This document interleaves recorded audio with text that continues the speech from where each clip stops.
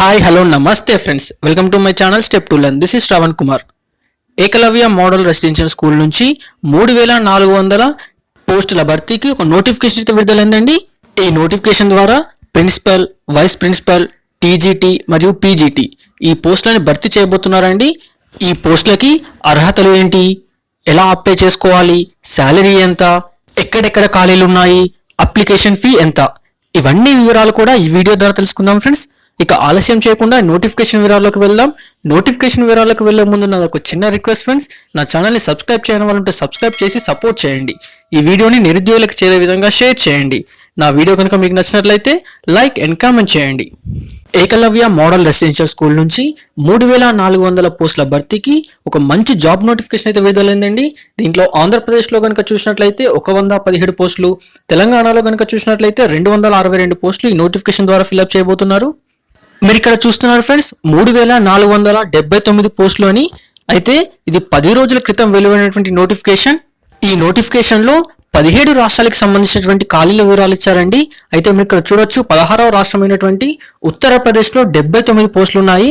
ఆ ఉత్తరప్రదేశ్ రాష్ట్రంలో ఉన్నటువంటి 79 పోస్టులను తొలగించి 16 రాష్ట్రాలకి మాత్రమే రీనోటిఫికేషన్ అయితే విడుదల చేయడం జరిగిందండి. మీరు ఇక్కడ చూస్తున్నారు ఫ్రెండ్స్, ఇది అఫీషియల్ నోటిఫికేషన్, రీసెంట్ గా విడుదల చేయబడినటువంటి నోటిఫికేషన్ అండి ఇది. దీంట్లో 16 రాష్ట్రాలకు మాత్రమే నోటిఫికేషన్ ఉంది. దీంట్లో చూసినట్లయితే ఆంధ్రప్రదేశ్లో 117 పోస్టులు, అదేవిధంగా తెలంగాణలో కనుక చూసినట్లయితే 262 పోస్టులు ఉన్నాయండి. ఆంధ్రప్రదేశ్లో ఖాళీల వివరాలు కనుక చూసినట్లయితే ప్రిన్సిపల్ 14, వైస్ ప్రిన్సిపల్ 6, పీజీటీ పోస్టులు ఏం లేవండి. టీజీటీ పోస్టులు కనుక చూసినట్లయితే సబ్జెక్ట్ వారీగా చూద్దాం. ఇంగ్లీష్ 20, అదేవిధంగా హిందీ కనుక చూసినట్లయితే 16, మ్యాథ్స్ 21, సైన్స్ 20, సోషల్ స్టడీస్ 20, మొత్తంగా కలిపి 117 పోస్టులతో ఆంధ్రప్రదేశ్లో ఖాళీలు అనేవి ఇక్కడ చూపించారండి. తెలంగాణలోని ఖాళీలు కనుక చూసినట్లయితే ప్రిన్సిపల్ 11, వైస్ ప్రిన్సిపల్ 6, అంతేకాకుండా టీజీటీ పీజీటీ 2 ఖాళీలు కూడా ఇక్కడ ఉన్నాయండి. ముందుగా పీజీటీ సబ్జెక్ట్ వారిగా చూసినట్లయితే English 7, Hindi 7, physics 7, chemistry 7, maths 7, economics 7, biology 7, history 7, Geography 7, commerce 7, IT 7. ఇవి పీజీటీలోని ఖాళీల వివరాలండి. అదేవిధంగా టీజీటీలో ఖాళీల వివరాలు కనుక చూసినట్లయితే English 34, Hindi 32, maths 34, science 34, social studies 34, మొత్తంగా కలిపి 262 పోస్టులతో ఈ తెలంగాణలో ఖాళీలనని చూపించారండి. ఒకసారి ఈ పోస్టులకి education qualifications, age limit, experience వివరాలు కనుక చూసినట్లయితే ముందుగా ప్రిన్సిపల్ పోస్టుకు చూద్దామండి. ఏజ్ లిమిట్ కనుక చూసినట్లయితే మాక్సిమం ఏజ్ లిమిట్ 50 సంవత్సరాలుగా మెన్షన్ చేశారు. అంతేకాకుండా కేటగిరీ వైజ్ రిలాక్సేషన్స్ కూడా ఉంటాయి. అదేవిధంగా ఎడ్యుకేషన్ క్వాలిఫికేషన్స్ కనుక చూసినట్లయితే మాస్టర్స్ డిగ్రీ పూర్తి చేసుకొని ఉండాలండి. అలాగే బీఈడి లేదా బీఈడికి సరిపాటి విద్యా అర్హత కలిగి ఉండాలి. అంతేకాకుండా హిందీ మరియు ఇంగ్లీష్ మీడియంలో బోధించే సామర్థ్యాన్ని కలిగి ఉండాలి. అదేవిధంగా 10 సంవత్సరాల వైస్ ప్రిన్సిపల్ లేదా పీజీటీ లేదా టీజీటీ బోధించిన అనుభవం అనేది ఉండాలండి. వైస్ ప్రిన్సిపల్ పోస్ట్కి గనక చూసినట్లయితే ఈ పోస్ట్కి 45 సంవత్సరాల ఏజ్ లిమిట్ మెన్షన్ చేశారండి. వీటితో పాటు కేటగిరీ వైజ్ రిలాక్సేషన్స్ అన్ని కూడా ఉంటాయి.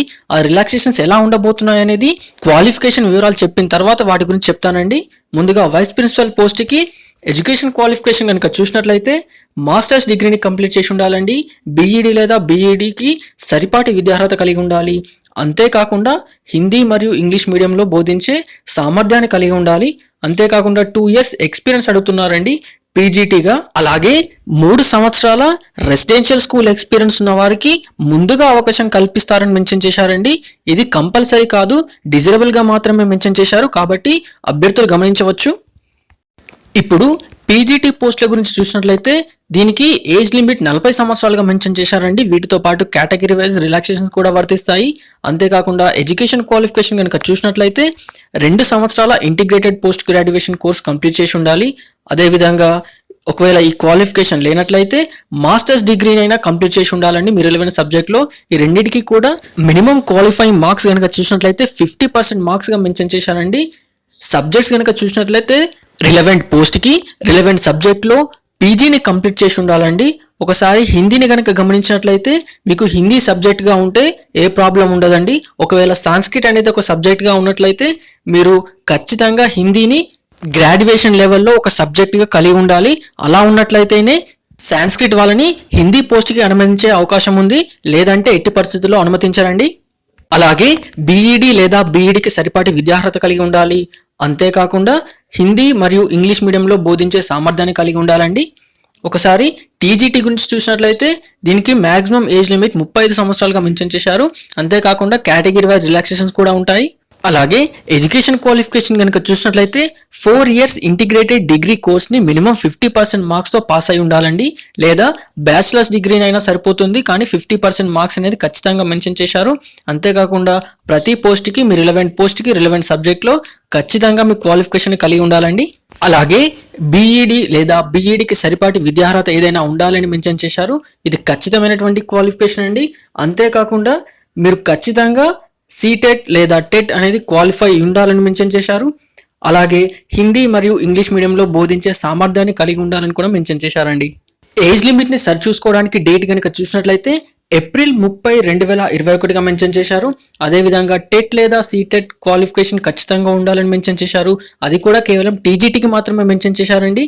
మిగతా ఏ పోస్టులకి కూడా టెట్ లేదా సీటెట్ కంపల్సరీ అని మెన్షన్ చేయలేదు. ఒకసారి రిలాక్సేషన్ గురించి చూసినట్లయితే ఎస్సీ ఎస్టీ కేటగిరీ వారు అయితే 5 సంవత్సరాల రిలాక్సేషన్ ని, అదేవిధంగా ఓబీసీ కేటగిరీ వారు అయితే 3 సంవత్సరాల రిలాక్సేషన్ ని, అదేవిధంగా ఫిజికల్లీ హ్యాండిక్యాప్డ్ వారైతే వారి కేటగిరీ రిలాక్సేషన్తో పాటు అదనంగా 10 సంవత్సరాల రిలాక్సేషన్ ని కల్పిస్తున్నారండి. అంటే దాని అర్థం ఎస్సీ ఎస్టీ కేటగిరీ వారైతే 15 సంవత్సరాల రిలాక్సేషన్ ని, ఓబీసీ కేటగిరీ వారైతే 13 సంవత్సరాల రిలాక్సేషన్ ని, జనరల్ అభ్యర్థులు అయితే మాత్రం 10 సంవత్సరాల రిలాక్సేషన్ ని కల్పిస్తున్నారండి. ఎక్స్ సర్వీస్ మెన్ వారైతే వారికి 3 సంవత్సరాల రిలాక్సేషన్ ని కల్పిస్తున్నారు. అలాగే మరొక విషయం కూడా మనం ఇక్కడ గమనించాలి ఫ్రెండ్స్, మీ రిలాక్సేషన్స్ అన్ని కలుపుకొని 55 సంవత్సరాలకి మించకూడదు అని కూడా మెన్షన్ చేశారండి. కాబట్టి అభ్యర్థులు దీన్ని గమనించుకోవచ్చు. అలాగే రిలాక్సేషన్ పొందేటువంటి అభ్యర్థుల కోసం కొన్ని టర్మ్స్ అండ్ కండిషన్స్ కూడా పెట్టారండి. అవేంటో చూద్దాం. వారు ఖచ్చితంగా వారి యొక్క ఫ్యామిలీ ఇన్కమ్ 8 lakhs బిలోనే ఉండాలని మెన్షన్ చేశారు. అంతేకాకుండా వారి యొక్క ల్యాండ్ అనేది 5 acres కన్నా తక్కువే ఉండాలి, ఎక్కువ ఉంటే దానికి వీళ్ళని అలో చేయమని మెన్షన్ చేశారండి. ఎగ్జామినేషన్ ప్రాసెస్, సెలెక్షన్ ప్రాసెస్ కనుక చూసినట్లయితే దీంట్లో మీకు 2 రకాల ఎగ్జామ్స్ ఉంటాయండి. ప్రిన్సిపల్ పోస్ట్కి ముందుగా మెయిన్ ఎగ్జామ్ అనేది కండక్ట్ చేస్తారు, అది ఆబ్జెక్టివ్ టైప్లో ఉంటుంది. ఆ ఎగ్జామ్కి టోటల్ మార్క్స్ కనుక చూసినట్లయితే 160 మార్కులుగా మెన్షన్ చేశారు. తర్వాత పర్సనల్ టెస్ట్ లేదా ఇంటర్వ్యూగా మెన్షన్ చేశారండి, దానికి 40 మార్కులు కేటాయిస్తున్నారు. మొత్తంగా కలిపి 200 మార్కులకి ఈ ప్రిన్సిపల్ టెస్ట్ అనేది ఉంటుంది. అంతేకాకుండా నెగిటివ్ మార్క్స్ కూడా మెన్షన్ చేశారండి. మీరు ఒక క్వశ్చన్ రాంగ్ ఆన్సర్ చేసినట్లయితే 0.25 మార్క్స్ అనేది మీరు కోల్పోవాల్సి ఉంటుంది. వైస్ ప్రిన్సిపల్ పోస్ట్కి కనుక చూసినట్లయితే మెయిన్ ఎగ్జామ్ 160 మార్క్స్, ఇంటర్వ్యూకి 40 మార్క్స్, మొత్తంగా కలిపి 200 మార్క్స్ సేమ్ ప్రిన్సిపల్ పోస్ట్ లాగానే మెన్షన్ చేశారండి. నెగిటివ్ మార్క్స్ కూడా మెన్షన్ చేశారు. ఒక క్వశ్చన్ రాంగ్ ఆన్సర్ చేసినట్లయితే 0.25 మార్క్స్ నెగిటివ్ మార్క్ అవుతుందని మీకు మెన్షన్ చేశారు. పీజీటీ పోస్ట్కి కనుక చూసినట్లయితే 160 మార్కులకి మెయిన్ ఎగ్జామ్, 40 మార్కులకి ఇంటర్వ్యూని కండక్ట్ చేసి మొత్తంగా 200 మార్కులుగా మెన్షన్ చేశారండి. సేమ్ ప్రిన్సిపల్ వైస్ ప్రిన్సిపల్ లాగానే మెన్షన్ చేశారు. అంతేకాకుండా నెగిటివ్ మార్క్స్ కూడా ఉంటాయని మెన్షన్ చేశారు. ఇవన్నీ కూడా online based, computer based examination అండి ఇదంతా కూడా. ఇక్కడ టీజీటీ పోస్ట్కి కనుక గమనించినట్లయితే దీంట్లో ఇంటర్వ్యూ లేదండి, కేవలం ఒకే ఒక ఎగ్జామ్ మాత్రమే ఉంది. అది కూడా 180 మార్కులుగా మెన్షన్ చేశారు. దీనికి కూడా నెగిటివ్ మార్క్స్ అనేవి ఉన్నాయి. నెగిటివ్ మార్క్స్ కనుక చూసినట్లయితే 0.25 మార్క్స్ నెగిటివ్ అవుతాయని మెన్షన్ చేశారండి ఒక క్వశ్చన్ రాంగ్ ఆన్సర్ చేసినట్లయితే. ఇది కూడా కంప్యూటర్ బేస్డ్ ఎగ్జామినేషన్ అండి, కాబట్టి అభ్యర్థులు ఖచ్చితంగా గమనించుకోగలరు. ఈ పోస్టులకి శాలరీ వివరాలు కనుక చూసినట్లయితే ముందుగా ప్రిన్సిపల్ పోస్ట్కి కనుక చూసినట్లయితే 78,800 నుంచి 2,09,200 బేసిక్ స్కేల్ని మెన్షన్ చేశారు. వీటితో పాటు వివిధ రకాల అలవెన్సెస్ అన్నీ కూడా ఉంటాయి. వైస్ ప్రిన్సిపల్ పోస్ట్కి కనుక చూసినట్లయితే 56,100 నుంచి 1,77,500 స్కేల్ని మెన్షన్ చేశారండి. పీజీటీ పోస్టులకు కనుక చూసినట్లయితే 47,600 నుంచి 1,51,100 స్కేల్ని మెన్షన్ చేశారు. అదేవిధంగా టీజీటీ పోస్టులకు కనుక చూసినట్లయితే 44,900 నుంచి 1,42,400 స్కేల్ని మెన్షన్ చేశారండి. మీ ఎగ్జామినేషన్ కనుక చూసినట్లయితే కంప్యూటర్ బేస్డ్ ఎగ్జామినేషన్ అండి. అంతేకాకుండా మీ యొక్క ఎగ్జామ్ మీడియం కనుక చూసినట్లయితే హిందీ మరియు ఇంగ్లీష్ రెండు మీడియంలలో క్వశ్చన్ పేపర్ అనేది ఉంటుందని మెన్షన్ చేశారు. కాబట్టి ఆసక్తి గల అభ్యర్థులు ఎవరైనా ఉన్నట్లయితే తప్పకుండా అప్లై చేసుకోండి ఫ్రెండ్స్. అప్లై చేసుకోవడానికి అప్లికేషన్ ప్రాసెస్ ఆల్రెడీ ప్రారంభించబడింది. ఏప్రిల్ 1, 2021 నుంచే ప్రారంభించబడింది. అప్లై చేసుకోవడానికి చివరి తేదీ కనుక చూసినట్లయితే ఏప్రిల్ 30, 2021గా మెన్షన్ చేశారు. ఫీ పేమెంట్ చేయడానికి మే 1, 2021గా మెన్షన్ చేశారండి చివరి తేదీని. అలాగే మీరు అప్లికేషన్ ప్రాసెస్లో ఏమైనా రాంగ్ చేసినట్లయితే కరెక్షన్ చేసుకోవడానికి కూడా డేట్ ఇచ్చారండి.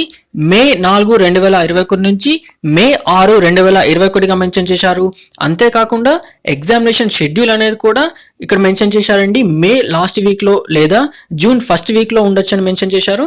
అలాగే ఎగ్జామినేషన్ కూడా షిఫ్ట్ సిస్టంలో ఉంటుందని మెన్షన్ చేశారండి. ఫస్ట్ షిఫ్ట్ కనుక చూసినట్లయితే మార్నింగ్ ఉంటుంది 9 to 12 వరకు. అదేవిధంగా సెకండ్ షిఫ్ట్ కనుక చూసినట్లయితే ఆఫ్టర్నూన్ 3 నుంచి 6 వరకు ఉంటుందని మెన్షన్ చేశారండి. అర్హతలు ఉన్నవారు ఎన్ని పోస్టులకైనా అప్లై చేసుకోవచ్చు. కానీ పీజీటీ, టీజీటీలలో ఏదో ఒకదానికి మాత్రమే చేసుకోవాలి. వైస్ ప్రిన్సిపల్, ప్రిన్సిపల్ వారికి మాత్రం దాంట్లో కూడా అవకాశం ఉంటే వాటికి కూడా చేసుకోవచ్చు అని మెన్షన్ చేశారండి. అలాగే అప్లికేషన్ ప్రాసెస్ కనుక చూసినట్లయితే ముందుగా మీరు ఈమెయిల్ ఐడి మరియు మొబైల్ నెంబర్ ద్వారా రిజిస్ట్రేషన్ చేసుకోవాల్సి ఉంటుంది. రిజిస్ట్రేషన్ చేసుకున్న తర్వాత మీరు అప్లికేషన్ ఫామ్ని ఫిలప్ చేయవలసి ఉంటుంది. అది స్టెప్ 1, స్టెప్ 2లో జరిగిపోతుందండి. స్టెప్ 3లో కనుక చూసినట్లయితే మీరు మీ యొక్క డాక్యుమెంట్స్ని అప్లోడ్ చేయవలసి ఉంటుంది. స్టెప్ 4 కనుక చూసినట్లయితే మీరు ఫీ పేమెంట్ చేయాల్సి ఉంటుందండి. ఒకసారి అప్లికేషన్ ఫీ ఇక్కడ చూడండి ఫ్రెండ్స్. ప్రిన్సిపల్ మరియు వైస్ ప్రిన్సిపల్కి చూసినట్లయితే 2000 రూపాయలుగా మెన్షన్ చేశారండి. పీజీటీ మరియు టీజీటీకి చూసినట్లయితే 1500గా మెన్షన్ చేశారు. అప్లికేషన్స్ ఫీ మాత్రం చాలా ఎక్కువగానే ఉన్నాయని చెప్పవచ్చు. కానీ ఎస్సీ, ఎస్టీ, ఫిజికల్లీ హ్యాండిక్యాప్డ్ వారికి ఎలాంటి అప్లికేషన్ ఫీ లేదని మెన్షన్ చేశారండి. కాబట్టి అభ్యర్థులకు ఇది కొంచెం ఊరాటగా చెప్పుకోవచ్చు. అలాగే మీరు ఇక్కడ చూస్తున్నారు ఫ్రెండ్స్, ఆంధ్రప్రదేశ్లోని ఎగ్జామినేషన్ సెంటర్స్ మరియు వాటి యొక్క కోర్స్ ఇవన్నీ గుర్తుపెట్టుకోండి ఫ్రెండ్స్. అదేవిధంగా ఇక్కడ చూస్తున్నారు తెలంగాణలోని ఎగ్జామినేషన్ సెంటర్స్ మరియు వాటి యొక్క కోర్స్ అనేవి ఇక్కడ చూస్తున్నారు. కాబట్టి ఆసక్తి గల అభ్యర్థులు ఎవరైనా ఉన్నట్లయితే తప్పకుండా అప్లై చేసుకోండి ఫ్రెండ్స్. అప్లై చేసుకోవడానికి అఫీషియల్ వెబ్సైట్ని కింద డిస్క్రిప్షన్లో మెన్షన్ చేశాను. ఆ లింక్ ద్వారా మీరు నేరుగా అప్లై చేసుకోవచ్చు. అలాగే ఇలాంటి ఎప్పటికప్పుడు లేటెస్ట్ జాబ్ అప్డేట్ మీకు తెలియాలంటే నా ఛానల్ని సబ్స్క్రైబ్ చేసిన తర్వాత బెల్ ఐకాన్ ప్రెస్ చేయండి. ఈ వీడియోని నిరుద్యోగులకు చేరే విధంగా షేర్ చేయండి. Thank you friends. మరో మంచి జాబ్ అప్డేట్తో మళ్ళీ మీ ముందుంటాను. Until then, bye bye.